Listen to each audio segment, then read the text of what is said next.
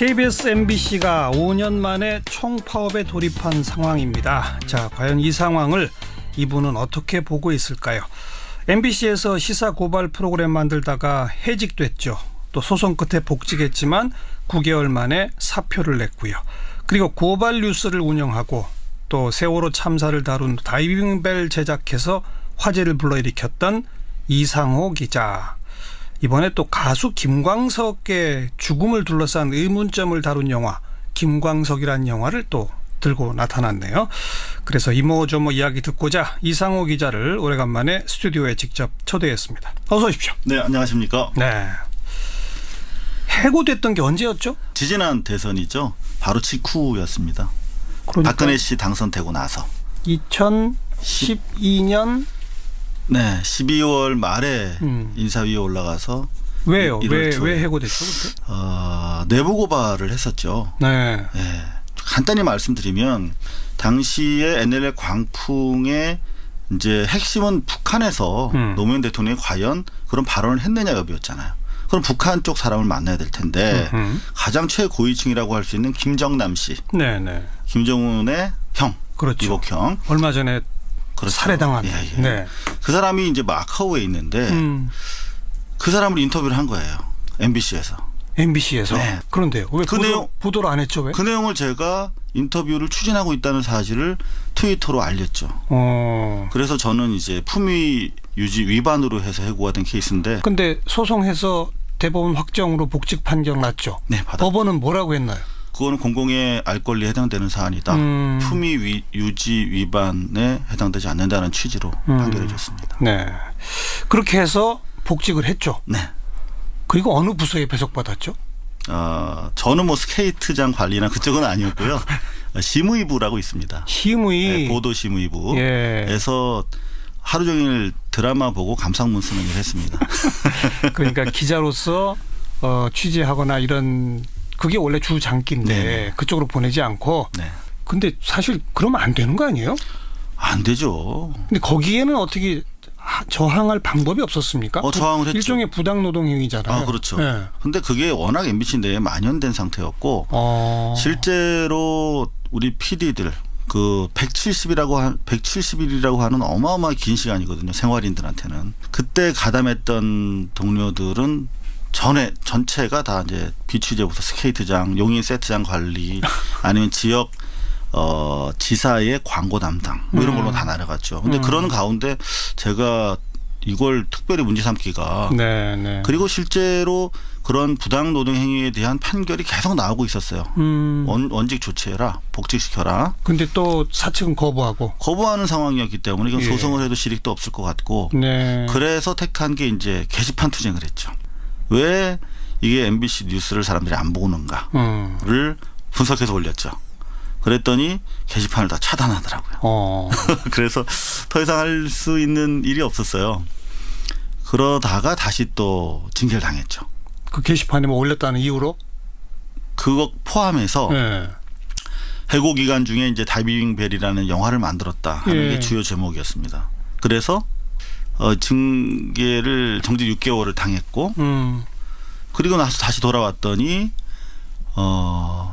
징계 중에도 가만히 있지 않았죠. 네. 그래서 이제 최순실 박근혜 게이트를 사실 5년 전부터 취재를 하고 있었거든요. 그래서 그 내용을 이제 대통령의 7시간이라고 하는 영화로 만드는 작업을 하고 있었어요. 그 징계 받은 기간 중에. 네네. 예. 그거랑 김광석 취재랑 해서 또 6개월 정직을 받았죠. 그래서 이제 더 이상 못 버티겠다 여기서는 스스로 사표 쓰고 나와서. 그 당시에 이제 2015년 5월 작년 5월이었는데요. 최순실 박근혜 관련해서 상당히 중요한 취재들이 이제 이루어졌기 때문에 2015년 5월. 작년 5월에 2016년 5월. 16년이군요. 예. 그래서 안 되겠다 나가서 이거를 영화를 만들어서 뭐 유튜브든 어디든 발표를 하자 하고 작정을 하고 사표를 쐈죠. 네. 그러니까 이제는 아시지만 당시에는 최태민과의 관계의 심각성, 그렇죠. 그러니까 최태민에서 시작해서 최순실, 박근혜로 이어지는 이 커넥션의 심각성에 대해서 잘 모르고 계셨을 텐데 그때 당시에 4천억대 부동산을 저희가 발견을 했어요. 제보를 받고. 그래서 대선 직전에 그것도 저희가 인터넷에 올렸죠. 네, 네. 등기부 등본이랑 최근에 문제되고 있는 미승 빌딩이라든가 뭐 청담 사거리의 뭐 시티은행 건물이라든가. 그런데 언론이 지난 5년 동안 거의 안 받았었죠. 그랬었죠. 그리고 그러니까 네. 2012년 대선 전에 최태민이라는 이름은 등장을 했었고 등장했죠. 복잡한 관계까지도 등장을 했어요. 네네. 그러나 그건 뭐 그냥 과거지사식으로 치부가 돼버렸고 최순실이 대선 과정에 어떤 영향을 미치고 집권 후에 어떻게 되고를 추적하는 언론은 하나도 없었죠. 할 수가 없었죠. 그 당시 언론 풍토 속에서는. 그래서 이제 저희가 계속 취재하다 보니까 이른바 한복 게이트라고 하는 옷을 다 최순실 씨가 관장을 하고 실제로 종교적인 이른바 그 현몽이라고 하는 건데요. 꿈 얘기를 하면서 실제로 박근혜의 일상을 지배하는 네. 뭐 그런 내용이 취재가 됐어요. 그것도 인사 이미, 문제라든가. 그것도 이미 5년 전? 그건 한 3년 전. 3년 전쯤. 그리고 이제 2년 전에는 추가로 이제 최근에 우리가 알고 있는 그런 내용들이 취재가 돼서 그걸 영화화 하려고 작년에 나왔죠. 네. 다시 말하면 이상호 기자가 해직당하지 않고 MBC가 보도 통제를 하지 않았더라면 이런 뭐 최순실 게이트 이런 것도 사전에 막을 수 있었겠군요. 탄핵 사태까지 안 가게. 박근혜 씨한테 도움이 됐을 그럴런지도 가능성이 모르는 있겠네요. 거네요. 자, 지난 얘기는 이 정도 하고 네. 지금 동료들 또 후배들 선배들 일제히 또 총파업에 들어가고 있습니다. 지금 상황 어떻게 보세요? 밖에서 보시는 분들은 두 가지 관점으로 보시는 것 같아요. 크게 하나는 다시 공영방송을 살리기 위해서 우리 언론인들이 저렇게 나섰구나. 대견하다. 감동적이다. 다른 한편에서는 왜 지금 이제 와서 이렇게 싸우느냐 뭐 이런 말씀들 하실 텐데 사실 내부에서 참 지난한 투쟁이 있었죠. 네. 그리고 대부분 그것보다 더 어려운 게 이제 투쟁보다 어려운 게 이후에 사실상 유폐돼 있었거든요. 제가 잠시 복직돼서 깜짝 놀랐어요. 들어가 보고는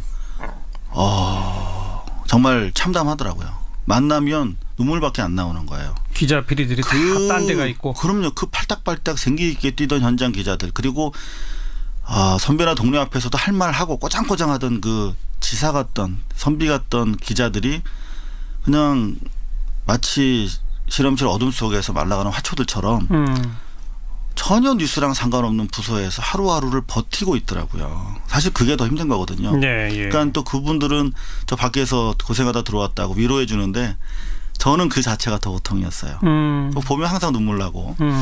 그렇게 사실은 버틴 거거든요. 그래서 아마 세계 방송사상 최대 규모로 지금 파업이 공영방송 양대 축이라고 할 수 있는 MBC, KBS가 그야말로 빠짐없이 종사자들이 나와서 국민의 방송으로 돌아가겠다 이런 선언을 하고 있는 것이거든요. 네, 네. 감개무량하죠. 김장겸 사장 등은 왜 이렇게 강력하게 저항을 합니까? 자신들이 무너지면 자한당이 무너진다 뭐 이런 얘기를 하고 다닌다고 그래요. 다시 말하면은 자신들의 퇴진 이후의 자리를 바라보고 저렇게 쇼를 하고 있다고 생각해요. 저는 아마 개인적으로 봤을 때 나가고 싶을 거예요. 지금 뭐 동료 선후배들 어느 하나로부터 지지받지 못하고 있는 그야말로 식물 사장인데 나가서 한 자리 받으려면은 최대한 저항하는 제스처를 보여야 할 테니까요. 가증스럽죠, 뭐. 나가서 자유한국당에 뭔가 자리를 차지하려고. 김재철 씨가 신청했던 것처럼. 그럼 뭔가 이렇게 투사로 싸우다가 쫓겨난 모습이 확실히 보여야 저쪽 당에서는 그래도 공천받고 표를 얻을 수 있다. 그렇죠. 이제는 이 정도 했으면 된 거 아닌가요? 그래서 자유한국당도 이렇게 정기국회 보이콧이라고 하는 카드까지 쓰나요? 많은 분들이 심지어 당내에서도 오늘 보니까 지금 상당히 전쟁 위협이 고조되고 있는 상당히 안보를 중시하는 그야말로 보수당에서 예. 이런 시기에 보이콧하고 있다는 게 말이 되느냐. 당내에서도 지금 그런 말씀이 나오는데 외부에서 지켜보는 국민들 상당히 좀 착잡하실 거예요. 그죠? 네. 네. 그래요. 처절한 자기 반성으로부터 방송의 구조개혁 그리고 시민과의 관계 개선에 이르기까지 개혁에 이르기까지 지난한 과정이지만 그걸 해내야만 신뢰받는 언론으로 다시 설 것이다. 네. 그건 그렇고 영화 김광석 네. 이것도 아주 오래전부터 만들었다면서요. 21년 됐죠. 21년? 네. 제가 수습 기자였죠 그때. 김광석 씨가 사망했을 때 네네. 그 해당 지역의 수습 기자? 네. 그 속어로 나와바리라고 그렇죠. 하는데 마포경찰서 수습 기자였어요. 관내 뭐 선배님 잘 아시겠지만 변사자들이 많이 발생하거든요. 그렇죠. 그때 김광석 씨 변사가 발생한 거예요. 네네. 그런데 처음부터 너무 이상하더라고요. 자살이 아닌 것 같다. 저희는 뭐 육하원칙에 따라서 보고하는 법을 배우고 있었잖아요. 그런데 하나도 안 맞아요. 근데 왜 사건이 그렇게 금방 묻혀버렸어요? 당시에는 인터넷이 없었잖아요. 기사를 안 쓰면 없어지는 거거든요. 근데 최초의 발견자인 서혜순 씨가 자살이라고 아주 강변했어요. 부인이죠. 네. 그리고 두 가지 이유를 내세웠는데 우울증, 여자 문제 복잡해서 자기한테 미안해했다. 그래서 자살했다. 근데 취재를 해보니까 둘 다 사실이 아니더라고요. 우울증 앓지 않았고. 우울증 약이 발견되지 않았어 신체에서. 그리고 여자 문제가 아니라 반대였어. 반대라면 부인의 남자 문제. 네네. 그리고 실제로 자살했다고 쓰인 그 전기줄이 3.5m인데요. 그 시신에 닿지가 않더라고요. 저희가 실측을 해봤더니. 그런가 하면 목에 3번 감았다고 했는데. 아니 경찰도 현장 조사 다 하지 않겠어요? 하죠. 근데 어떻게 부인이 강력 그게요? 주장한다고 그냥 넘어갑니까? 그게 부인이 최초 발견했는데 현장을 훼손했어요. 그게 무슨 말이냐면 3번 목에 줄을 감은 채로 계단에 비스듬히 누워 있었다고 했는데 자기가 다 끌러서 내려가지고 20분 동안 CPR을 심폐소생술을 했다. 근데도 안 살아나서 자기가 병원에 데려갔다 이렇게 진술을 했는데 그 현장에 하나도 안 남아 있으니 21년 바로 그 현장과 그 당시에 석연치 않은 점을 계속 마음에 두고 있다가 직접 그 부인도 몇 번 인터뷰를 했다면서요. 네, 3차례. 뭐 등등등을 다 담아서 그 의혹을 담은 영화를 김광석으로 이번에 펴내신 거군요. 사실 제가 있던 MBC에서 2580 카메라 출동 사실은 이런 프로 있을 때마다 계속 추진했었어요. 근데 이제 워낙 자살이 아닌 건 명백한데 그럼 누가 죽였냐 이거를 저희가 얘기를 해야 되잖아요. 근데 100% 소송이잖아요. 그래서 5년 전에 해고되고 나서 이제 영화로 만들면 제가 책임지면 되니까 그때부터 다시 본격적으로 취재를 하기 시작했죠. 네. 이 영화를 통해 뭘 말하고 싶은 겁니까? 김광석 씨 억울함 우선 풀어드리고 싶고요. 두 번째는 김광석 씨는 그나마 유명인이었잖아요. 그리고 저 같은 또라이 기자도 붙어줬고 근데 그렇지 않은 변사자들 한 해 3만 명에 달하는 변사자들이 발생하는데 아직 우리나라가 이분들은 돌아가셨기 때문에 말을 못하잖아요. 그러니까 인권에서 그야말로 후순위로 밀려있는 사안입니다. 검한 의의가 필요합니다. 그리고 검사들이 더 적극적으로 형사소송법에 나와 있는 대로 현장에 입회해 주셔야 되고 그런 취지에서 김광석 법을 이번에 만들었으면 좋겠다. 일명 김광석 법. 네, 변사자에 대해서 타살 의혹이 짙을 경우에 공소시효 무관하게 수사하자. 그래서 억울한 사람 없도록 하자. 재수사에 들어갈 수 있도록 하는. 네. 그 운동까지 지금 하고 계신 거죠? 같이 김광석.코리아에서 서명 받고 있고요.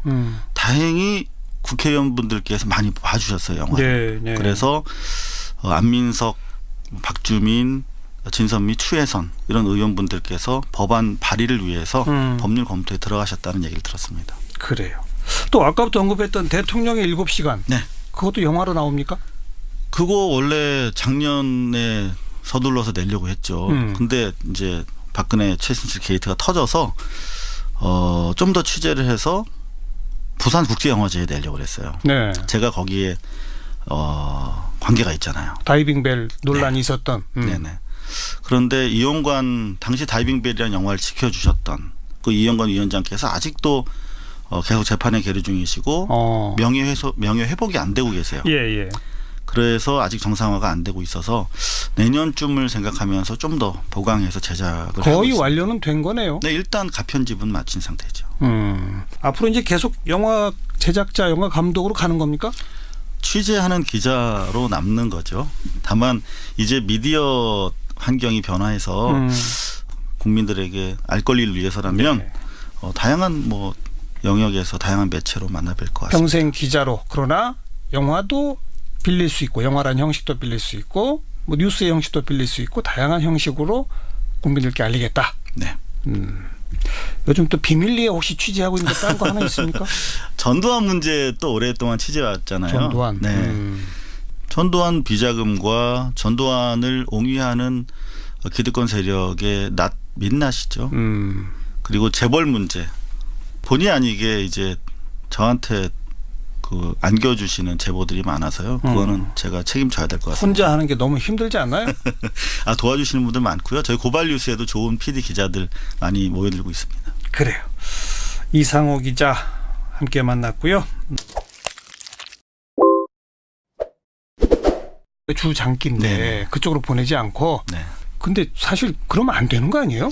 안 되죠. 근데 거기에는 어떻게 저항할 방법이 없었습니까? 저항을 했죠. 일종의 부당 노동 행위잖아요. 그렇죠. 네. 근데 그게 워낙 MBC 내에 만연된 상태였고 실제로 우리 PD들 그 170일이라고 하는 어마어마하게 긴 시간이거든요. 생활인들한테는. 그때 가담했던 동료들은 전체가 다 이제 비취재부서 스케이트장, 용인 세트장 관리 아니면 지역 지사의 광고 담당 뭐 이런 걸로 다 날아갔죠. 근데 그런 가운데 제가 이걸 특별히 문제 삼기가 네. 그리고 실제로 그런 부당 노동 행위에 대한 판결이 계속 나오고 있었어요. 원직 조치해라, 복직시켜라. 근데 또 사측은 거부하는 상황이었기 때문에 이건 예. 소송을 해도 실익도 없을 것 같고 네. 그래서 택한 게 이제 게시판 투쟁을 했죠. 왜 이게 MBC 뉴스를 사람들이 안 보는가를 분석해서 올렸죠. 그랬더니 게시판을 다 차단하더라고요. 그래서 더 이상 할 수 있는 일이 없었어요. 그러다가 다시 또 그때는 아시지만 당시에는 최태민과의 관계의 심각성, 그렇죠. 최태민에서 시작해서 최순실, 예. 박근혜로 이어지는 이 커넥션의 심각성에 대해서 잘 모르고 계셨을 텐데 네. 그때 당시에 4천억대 부동산을 저희가 발견을 했어요. 제보를 받고. 그래서 대선 직전에 그것도 저희가 인터넷에 올렸죠. 네. 등기부 등본이랑 최근에 문제되고 있는 미승 빌딩이라든가 뭐 청담 사거리의 뭐 시티은행 건물이라든가.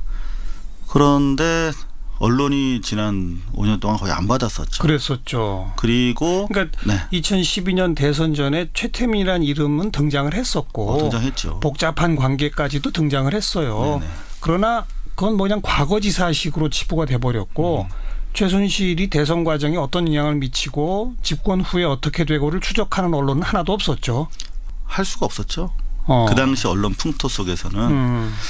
그래서 이제 저희가 계속 취재하다 보니까 이른바 한복 게이트라고 하는 옷을 다 최순실 씨가 관장을 하고 실제로 종교적인 이른바 그 현몽이라고 하는 건데요.